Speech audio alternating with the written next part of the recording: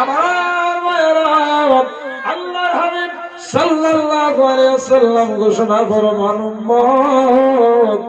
উম্মত রে নবী বলো রাসূল বলো পয়গম্বর সাহাবী মুমিন এবং কাফের যাই বলো না কেন কুল্লুহু যায়কাতুল মউত সবাইকে মরার স্বাদ গ্রহণ করতে হবে।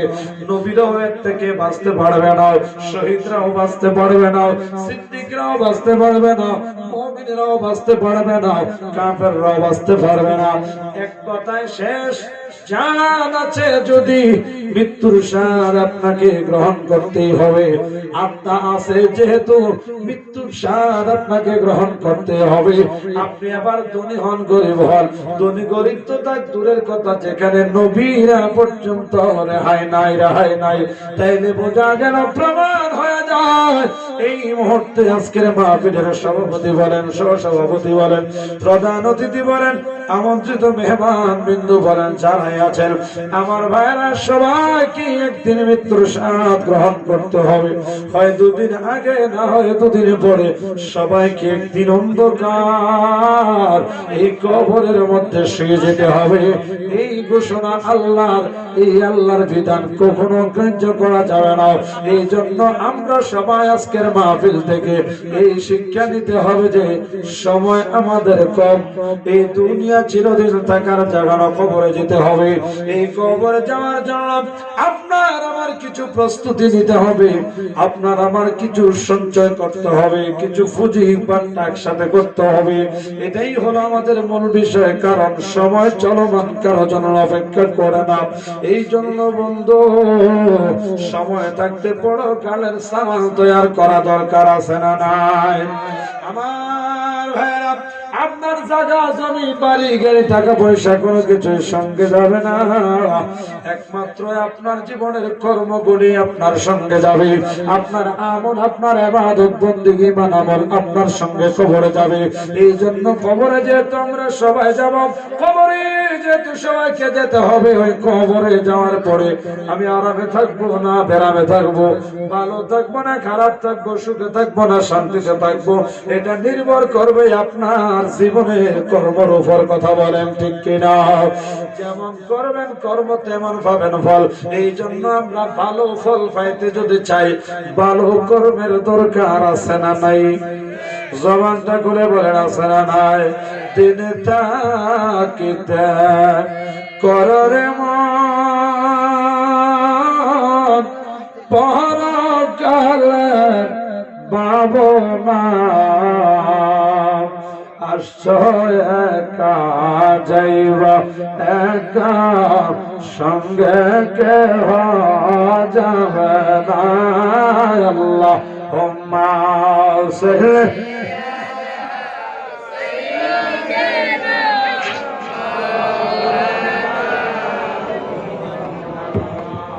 وعلى آل سيدنا محمد اللهم صل على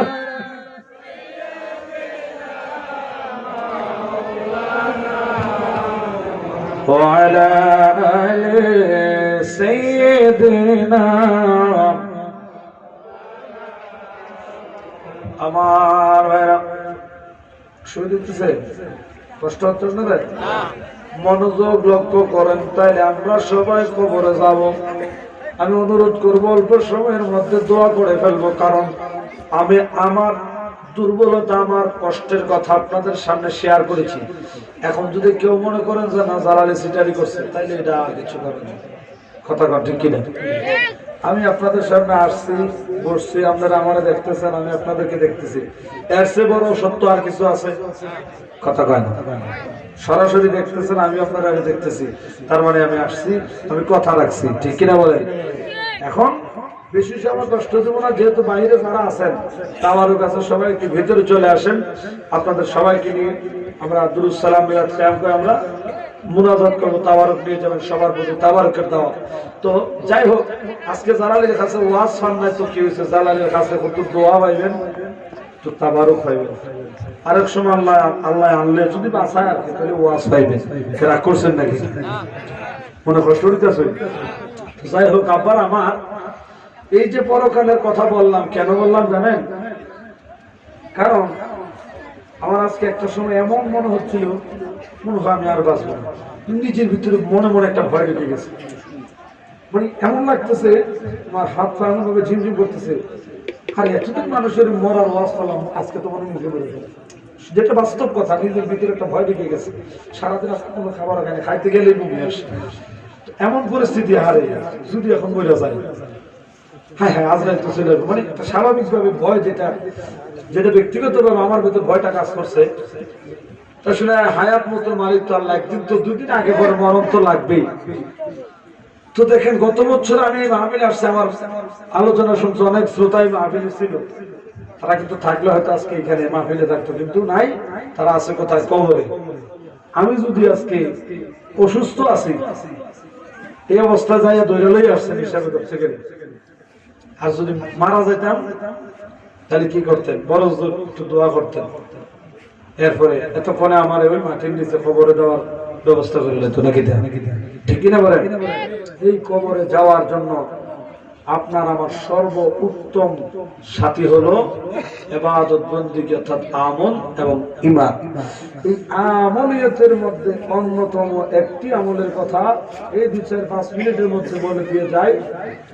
মানার চেষ্টা করবেন, কথা হবে কম, আমল করবেন বেশি, জীবন হবে সার্থক। ঘন্টা 2-3 ঘন্টা, 2.5 ঘন্টা, 3 ঘন্টা ওয়াজ করতেও পারবো না, শোনাইতেও পারবো না, শুনতেও পারবেন না, আর শূন্যও লাভ হবে না যদি আমল না করেন। 5 মিনিটেরটাও যদি আমল করে বাস্তব জীবনে রূপান্তরিত করতে পারেন, ওই ঘন্টার পর ঘন্টা শূন্য আমল না করলে যাও, হয়তো 5 মিনিটের শূন্য আমল করলে তার সে লাভ হবে। ঠিক কিনা বলেন? এই আমলের মধ্যে অন্যতম একটি আমল হলো 5 ওয়াক্ত নামাজ। 5 ওয়াক্ত কোরআনে নামাজের কথা আছে না নাই? কথা বলেন। আর তাছাড়া এটা রজব মাস, এই মাস নামাজের মাস, নামাজ এসেছে এই মাসে, মেরাজের মাস।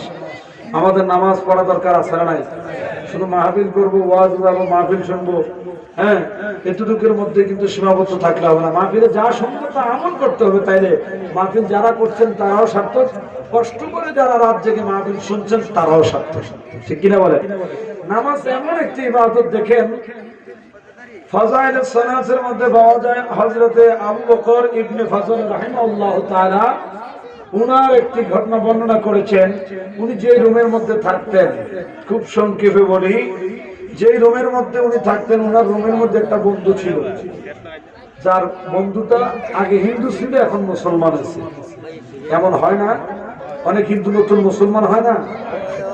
আবু বকর ইবনে ফজল রাহমাতুল্লাহি আলাইহি বলেন, আমার একজন বন্ধু, সে কি হলো, নতুন করে মুসলমান হলো। একদিন কথায় কথায় জিজ্ঞেস করতেছি, দোস্ত তুমি তো আগে হিন্দু ছিলে? বলে হ্যাঁ। তো তুমি কেন মুসলমান হইলে? ইসলাম ধর্মের এমন কোন কর্মটা তোমাকে আকর্ষণ করেছে যেটার কারণে তুমি ইসলাম ধর্ম গ্রহণ করতে বাধ্য হয়েছ? ঘটনা কি? ওই নব মুসলিম বলছে, আবু বকর, ও আবু বকর ইবনে ফজল, শোনো, আমি একজন বিধর্মী না, শুধু আমি একজন বিধর্মী অত্যাচারী একজন রাজা ছিলাম, নেতা ছিলাম। আমার জ্বালায় দেশের মানুষ অসন্তুষ্ট থাকত। মুসলমানদেরকে বড় অত্যাচার করেছি, বহু মুসলমান হত্যা করেছি, হামলা করেছি, বাড়িঘর জ্বালিয়ে দিয়েছি, পুড়িয়ে দিয়েছি, কষ্ট দিয়েছি, বসত বিটা কেড়ে নিয়েছি, এইভাবে অনেক অত্যাচার করেছি। শুধু তাই নয়, এক সময় মুসলমানদের অত্যাচার করতে করতে আমি নিজেই 10 জন মুসলমানকে নিজের হাতে আমার রাজপ্রাসাদে বন্দী করে আটকিয়ে রেখেছি। নাউজুবিল্লাহ বলেন। আমার ভাইয়েরা, সংক্ষেপে এখান থেকে একটা শিক্ষা নেওয়ার চেষ্টা করেন। আমি আবারও বলছি, বাইরে যারা আছেন ভিতরে চলে আসেন। আবু বকর ইবনে ফজল বলেন, ওই নবা মুসলিম, ওই বন্ধুটা বলতেছে, আবু বকর, আমি একজন অত্যাচারী বাদশা ছিলাম, আমি মানুষকে বড় অত্যাচার করতাম, জুলুম করতাম, মুসলমানদের মারধর করতাম, ঘর বাড়ি জ্বালিয়ে দিতাম, শান্তিতে থাকতে দিতাম না। আমি এইভাবে অত্যাচার করতে করতে 10 জন মুসলিমকে আমি আমার বাড়িতে বন্দী করে বিনা পারিশ্রমিকে আমি তাদেরকে গোলাম হিসাবে খাটাইতে শুরু করলাম। বিনা বেতনে তারা আমার বাড়িতে কাজ করতে লাগলো।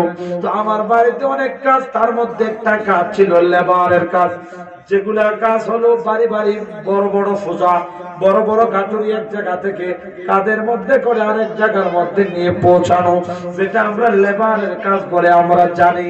ওই নবমুসলিম বলতেছে, আবু বকর, আমার বাড়িতে এই 10 জনকে আমি এমন একটা কাজ দিয়েছি, যেই কাজটা হলো বড় বড় বিভিন্ন বোঝাই করা মালের ঘাটুরি এক জায়গা থেকে আরেক জায়গার মধ্যে ক্যারিং করা।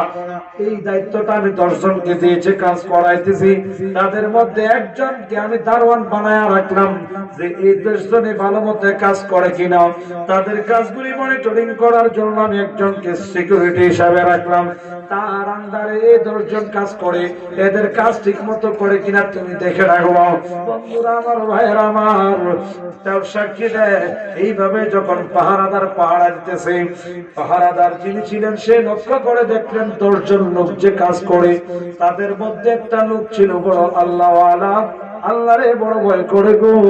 যতই কাজ হোক না কেন, হাইয়া আলাস সালাহ আযানের ধ্বনি যখন শুনে, শোনা মাত্র মাথা থেকে ঘাটুরি রেখে নামাজ আদায় করার জন্য নামাজের মুসল্লায় দাঁড়ায় যায়।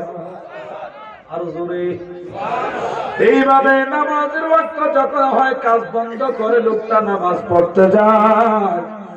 ওই ম্যানেজার দৃশ্যটা দেখে ডাকলেন, এরে এই ব্যক্তি, শোনো শোনো, তুমি কাজ বন্ধ করে তুমি ওইদিকে নামাজ পড়তে যাও কেন?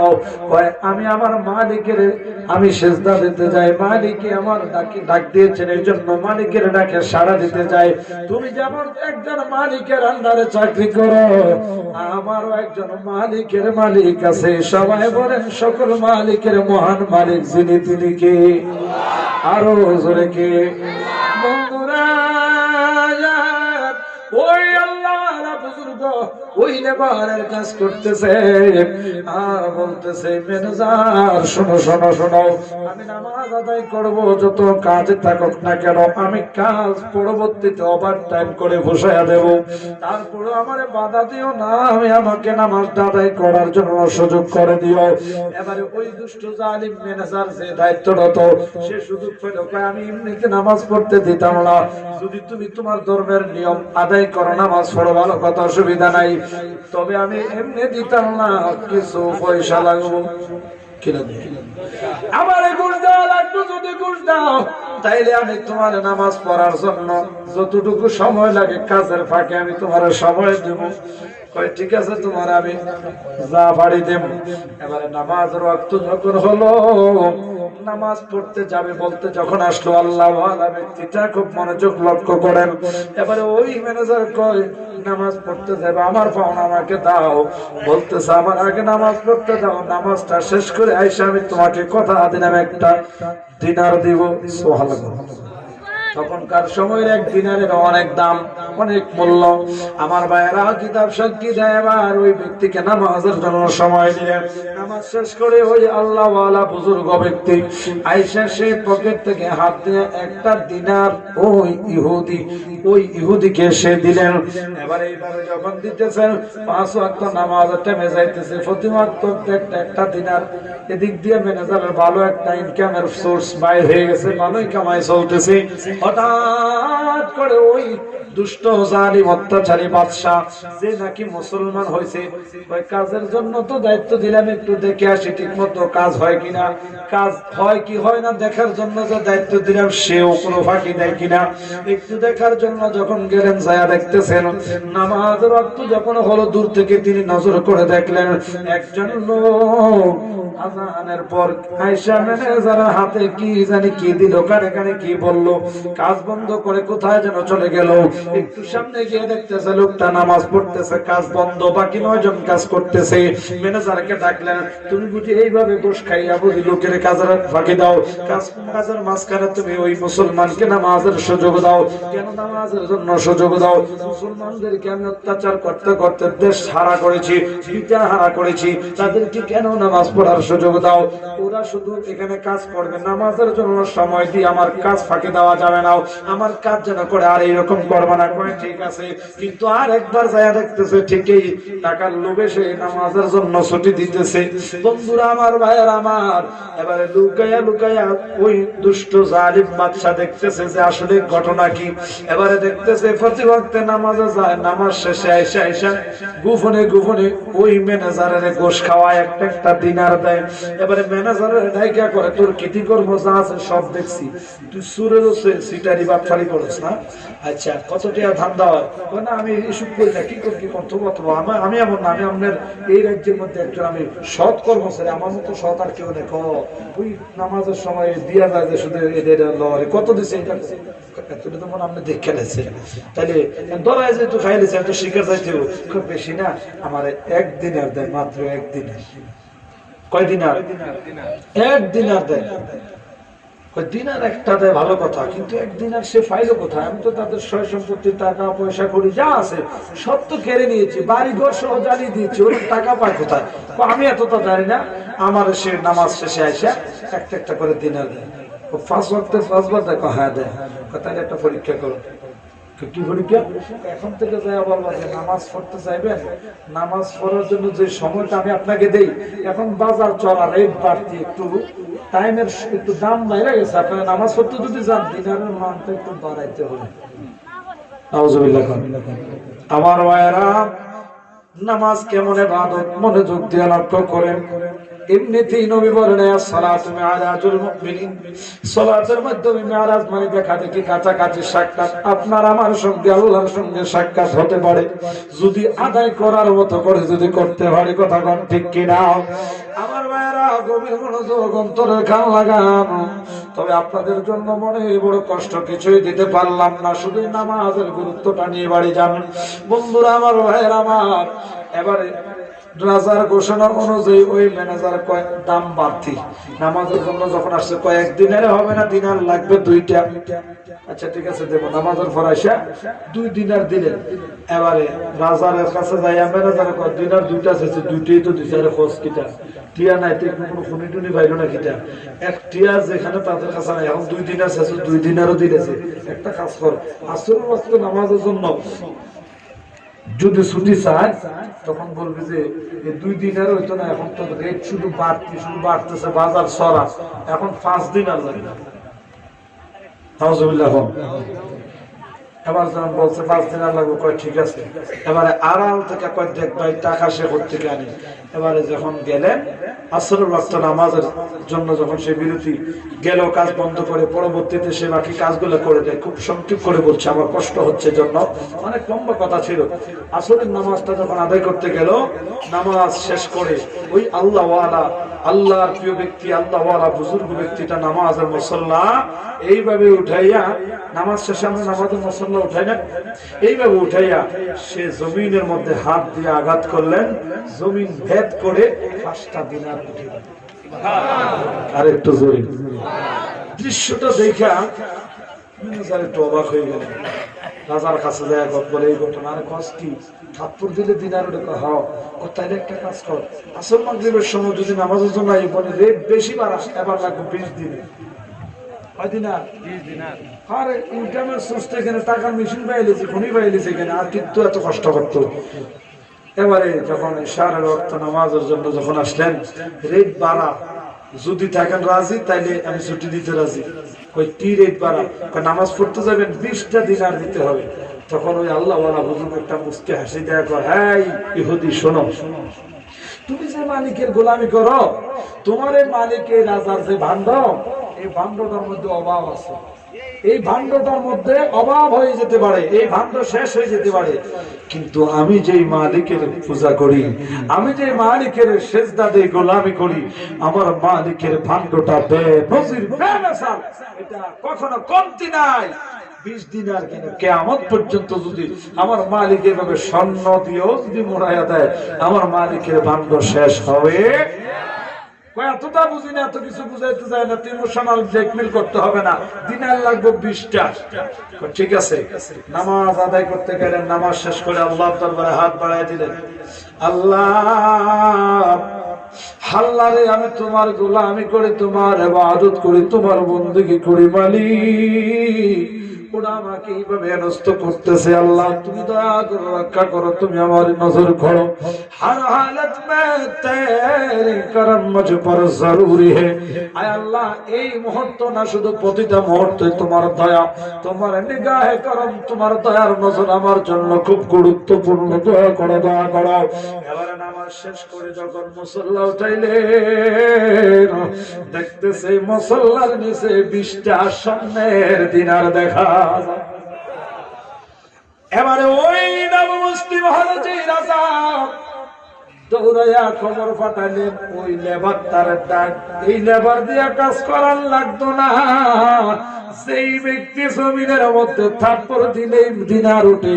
এই পাগলা কোন সাধারণ পাগলা হইতে পারে না, আর আমি এই জায়গায় বন্দি রেখা কাজ করাইতে চাই না, আর কাজ করতে হবে না, আমার কাছে নিয়ে আয়। নিয়ে গেলেন, যাওয়ার পরে আবার জানতে চাইলেন, কে তুমি, কি পরিচয়? অমুক দেশ, অমুক এলাকায় আমার বাড়ি।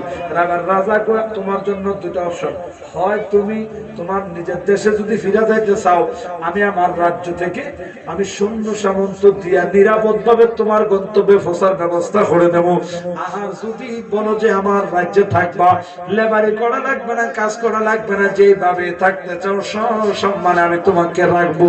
সুবহানাল্লাহ।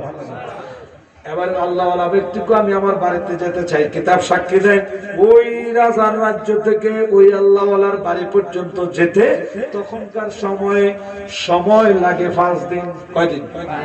5 দিন সময় লাগে। এবারে এই 5 দিন সময়, এবারে তখনকার সময় যেভাবে যায়, ঘাইটা হোক, দৌড়া হোক, গাড়ি দিয়ে হোক, কিতাবের মধ্যে ওটা উল্লেখ করে না কি দিয়ে গিয়েছে, উনার বাড়িতে যাওয়ার সময় লাগে 5 দিন। আচ্ছা, তাহলে একটা জায়গায় যাইতে যদি সময় লাগে 5 দিন, আসতে লাগবে কতদিন? আপনারা কি আমার মতো দুর্বল হয়ে গেছেন নাকি? আল্লাহ সুস্থ রাখলে এতক্ষণে তার মার কতবার ছেড়া যেত, কথা হয় না। তো আপনারা একটু আজকে আমার সহযোগিতা করেন, আপনারা একটু শক্তি হাওলাত দিন না, ভিক্ষা চাই, শক্তি হাওলাত চাই, অসুবিধা হবো? তাইলে যাইতে লাগে 5 দিন, আইতে লাগে 5 দিন, মিল্লা হয়েছে কতদিন? জোরে কানা তো বিরিয়ানি নাই আসেনি, রেডি করেন, তারা দুর্বল হয়ে গেছে, বিরিয়ানি খাবার লাগবে আগে। ইনশাল্লাহ, ইনশাল্লাহ করেন, ইনশাল্লাহ আবার নিয়ে যাবেন, ইনশাল্লাহ বলে।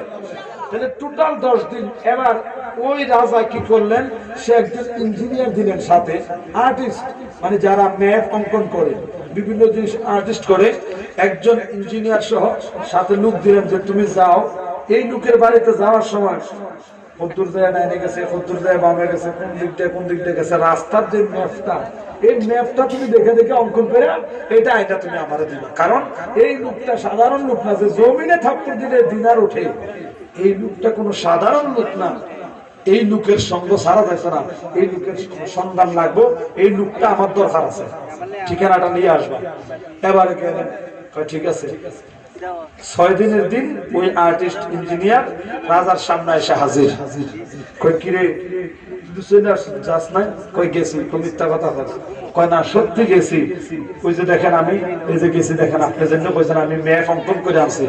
তুই মিথ্যা কথা কইতে আর জায়গা পাস না, নিজে নিজে আনতাছি কিছু আইকা নিয়ে আসছস, তুই যাস নাই। যেখানে যাইতে 5 দিন লাগে, আইতে 5 দিন, 10 দিনের দিন তুই আইসা পৌঁছার কথা, আজকে হইলো 6 দিন, তুই কেমনে আসলে? এবারে ওই আর্টিস্ট দুই চোখের পানি ছাড়া কান্দে, মনি জীবনে কত মানুষ দেখলাম, এমন মানুষ দেখি নাই, এমন আশ্চর্য ঘটনায় আমি আমার জীবনে আর কোনোদিনও দেখি নাই। বলে কি দেখলে একটু বর্ণনা কর আমার কাছে বলো। এবারে ওই আর্টিস্ট ওই রাজার কাছে বলতেছে, মনিব গো, যাইতে লাগে 5 দিন, এটা সত্য কথা। উনার বাড়িতে যাওয়ার রাস্তা 5 দিন, আইতে লাগবে 5 দিন, 5 দিনে 5 দিনে 10 দিন, এটা বাস্তব। 6 দিন আমি কিভাবে আসলাম জানেননি? আমি আসছি 5 দিন লাগাইয়া, এটা বাস্তব। তো 6 দিনের দিন কেমনে বসলি? ওই আদি ডাক দিয়া কই, মুনিব যেদিন আমি রওনা করলাম, ওই ব্যক্তিটা, ওই বুজুর্গ ব্যক্তিটা আমাকে বলল চক্ষু বন্ধ করো। আমিও চোখ বন্ধ করলাম। যেই মাত্র চোখ বন্ধ করলাম, আমার একটা দোয়া পড়াইছে, বিসমিল্লাহি তাওয়াক্কালতু আলাল্লাহ। আল্লাহু আকবার। আল্লাহর উপর তাওয়াক্কুল করে, আল্লাহর উপর ভরসা করে আমাকে চক্ষু বন্ধ করতে বললেন। একটু পরে বললেন চোখ খোলো। চোখ বন্ধ করলো। কিছু সময় পর চোখ বন্ধ করে যখন খুললাম, 5 দিনের রাস্তা চোখের পলকে পার হয়ে গেলাম। কেমনে গেছি, কোন দিক দিয়ে গেছি আমি জানি না। জোরে জোরে করলাম আল্লাহু আকবার। আসতে আমি মানুষের জিগাইয়া জিগাইয়া আসছি 5 দিন। হুজুরের সাথে, ওই বুজুর্গের সাথে যাইতে গেছি একদিন, আইছে 5 দিন, হইলো 6 দিন। এবার এই কথা শুনে দুষ্ট জালিমের পাথরের মতো হৃদয় গলে গেল। দু চোখ বেয়ে চোখের পানি পড়ে আর কান্দে, হায় রে, জীবন ভরে অত্যাচার করলাম, কষ্ট দিলাম, এদেরকে শাস্তি দিলাম, বড় অন্যায় করেছি। আবু বকর ইবনে ফজল বলে, ওই নবমুসলিম বন্ধুটা আমার সামনে কেঁদে কেঁদে বলে, হায় রে বন্ধু, আমার হৃদয়টা তখন গলে গেল। নামাজ নামক ইবাদতকে হেফাজত করার কারণে মালিক তার প্রতি এত রাজি, চোখ বন্ধ করলে 5 দিনের রাস্তা মুহূর্তে পারাইতে পারে। শুধু তাই নয়, আল্লাহর কাছে যা চায় তাই পায়। জমিনের মধ্যে হাত দিয়া স্পর্শ করলে দিনার বের হয়। আল্লাহুল মাওলা ফালাহুল কুল, কথায় শেষ। আপনি আমি যদি আল্লাহর হয়ে যায়, আল্লাহর গোলামি যদি করতে পারি, আপনার আমার কি প্রয়োজন আপনি চাইতে হবে না। বান্দা তোমার বন্দেগীতে এমন ভাবে হতো ইয়ার, মাওলা তোমায় দেখে বলবে কি লাগবে বান্দা তোমার। কথা কোন ঠিক কিনা? আপনি চাইতে হবে না, আপনার কি প্রয়োজন আল্লাহ জানে। আল্লাহ আপনার প্রয়োজন ব্যবস্থা করে দিবে। এই জন্য বলবো, আজকের এই মাহফিলে যারা এসেছেন, অন্তত আমি খুশি হব, সুস্থ মানুষ দোয়া করবো। বাবারা হাতটা তুলে ওয়াদা করবেন, এই গুরুত্বপূর্ণ ইবাদত, এই নামাজের মধ্যে আকর্ষণ রেখে দুষ্ট জালিম বাদশা ইসলাম ধর্ম গ্রহণ করে মুসলমান যদি হতে পারে, আমরা ইহুদি নাসারা নয়, খ্রিস্টান বৌদ্ধ নয়, নাসারা নয়, আমরা মুসলমান। এই নামাজ যদি আমরা আদায় করি গো, তাইলে আল্লাহর নিয়ামত আমরা পাইব কি পাইব না? আপনি আমি সফল হব, নাম্বার 1 হব, সবচেয়ে দামি হব। আল্লাহ জানায়া দিলেন সূরা মুমিনিনে, ক্বাদ আফলাহাল মুমিনুন, ওরাই সফল মুমিন আল্লাযীনা হুম আলা সালাতিহিম খাশিউন। আদবের সাথে ভক্তি নিয়ে যারা সালাতের মধ্যে দণ্ডায়মান হয়, এরাই হবে সফল কাম। আল্লাহ আপনারে আমারে আল্লাহর রাজি খুশি নামাজের মতো ইবাদত করে আমরা যেন আল্লাহর রাজি খুশি করতে পারি। আল্লাহ যেন সেই তৌফিক দান করে। জবানটা করে সবাই বলেন আমিন।